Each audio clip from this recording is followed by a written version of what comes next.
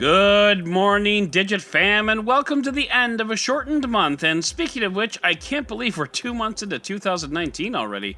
Where does the time go? But I've got all the tech news you need to know for February 28th, 2019, and this is your Digit Daily. The Volvo Polestar is coming in 2020. It is Volvo's first all-electric car, and it is the first car run by Android, and this is pretty big for a few different reasons. First, and I should reiterate that I know nothing about cars, so bear with me here, but the Polestar is Volvo's performance brand, and as the newsletter points out, it's like the AMG for Mercedes-Benz or the TRD for Toyota. Polestar has more than 3 letters in its name, though, and actually sounds like a job description for a stripper, so I'm not sure how this is going to work out. I'm just saying. The Polestar 2 is aimed directly at the Tesla Model 3. This isn't supposition. Volvo has said as much.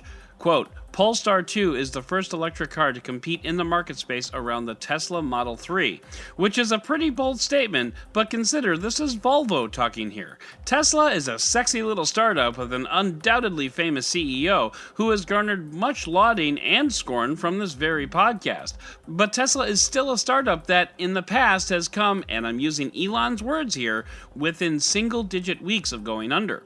Volvo, not so much. So this is a potentially fierce competitor to Musk and his team. But that's not the reason we're talking about this car. The reason we're talking about this car is, simply put, Android.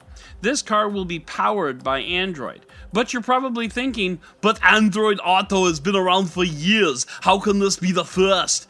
And for the record, you probably don't sound like Arnold Schwarzenegger in your head when you think that. Or maybe you do, I won't judge. But you're right, Android Auto has been around for years. But this car's dashboard and infotainment system will not be run by Android Auto. It'll be run by Android, which is an important distinction. Users won't need to plug in their phones to use the interface. This is a full and highly customized version of Android itself.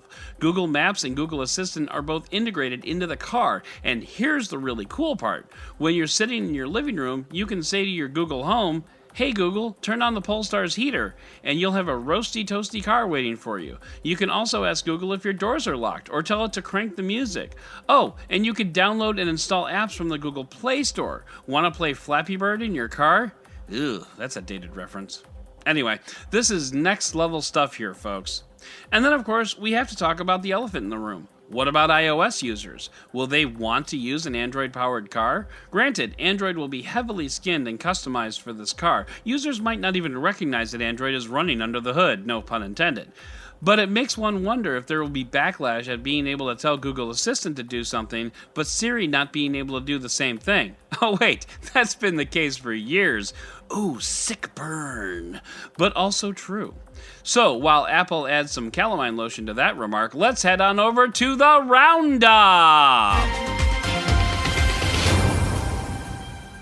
Android Authority has released its Best of MWC awards, and not surprisingly, there are a lot of phones like the Huawei Mate X, which personally I think is super legit. But we also have some intriguing innovations on the list, specifically the 10x optical zoom camera module developed by Oppo. As a parent who often finds himself at the back of the auditorium at recitals, this is something we need hard.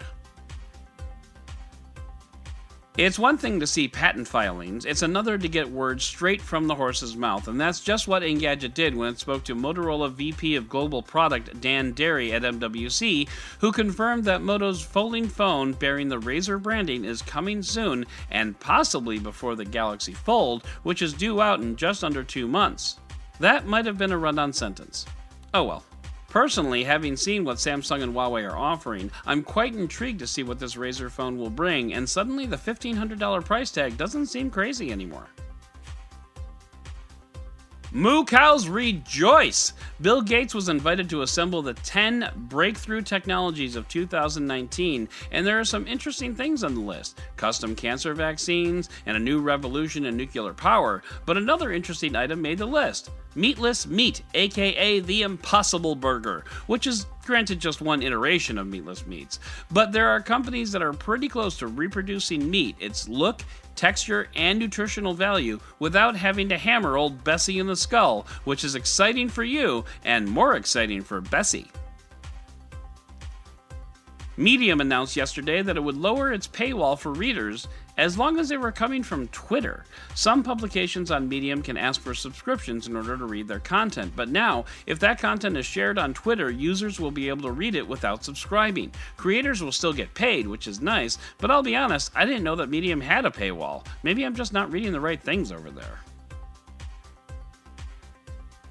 And in a brand new case of first world problems, The Verge points out that there are too many darn shooter games out there that are all free-ish and have different goals. Fortnite, PUBG, Anthem, Apex Legends. I mean, just who can keep up with all that?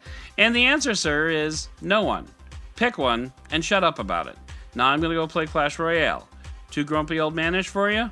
Maybe, but seriously, this is kind of a stupid problem to have. You've heard of finding a needle in a haystack. Well, how about trying to find a meteorite buried in ice in Antarctica? Little harder, I'm gonna say. But scientists are trying to do just that now that they've discovered that iron meteorites can bury themselves in ice after just a few hours of sun exposure. And they can move up or down in the ice, which makes things that much more complicated. And this probably lays out my most cherished scientific philosophy. Science is cool as hell, as long as I don't have to be the one who sciences. And finally, you may have heard of Reddit user Morph. Sorry for the bleep, but that's the dude's handle. What can you do? Anyway, Reddit is testing out the idea for tipping Reddit users real money, and they're starting with a user who has gained some amount of fame and notoriety by inserting the same line referencing Hell in a Cell from 1998 at the end of every post that he makes. Folks, it's a really long story, so click on the link in the show notes and you'll get all the description you need. In the meantime, the Digit Daily accepts tips through PayPal.